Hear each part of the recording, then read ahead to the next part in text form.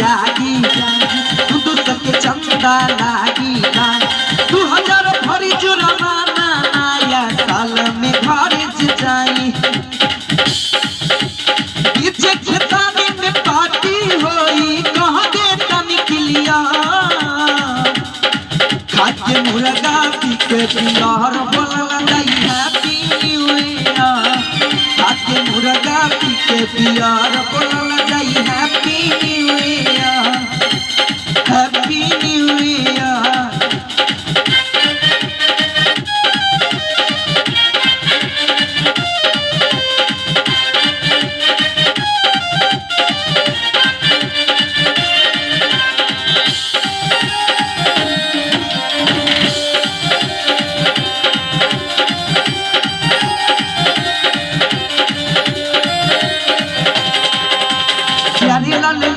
मसाला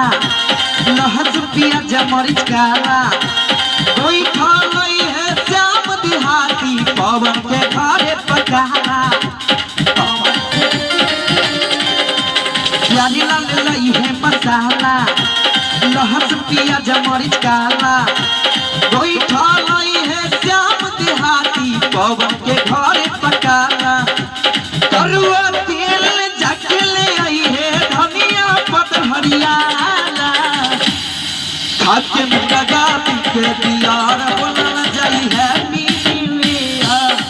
खाके मुर्गा पी के बिहार बोलला जाई happy new year happy new year.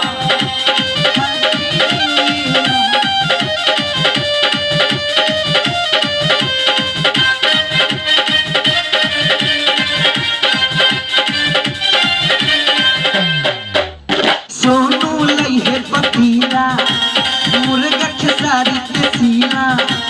Pankaj भैया ना डाली आई है असोन कारी गीला असोन कारी सोनू लई है पतीला मुर्गा खेसारी के सीना पंकज भैया ना डाली आई है असोन कारी गीला बाजा विकास गिलास ले आई है खाके मुर्गा पी के बिहार बोलला जाई हैप्पी न्यू ईयर खाके मुर्गा पी के बिहार बोलला जाई हैप्पी न्यू ईयर खाके मुर्गा पी के बिहार बोलला जाई हैप्पी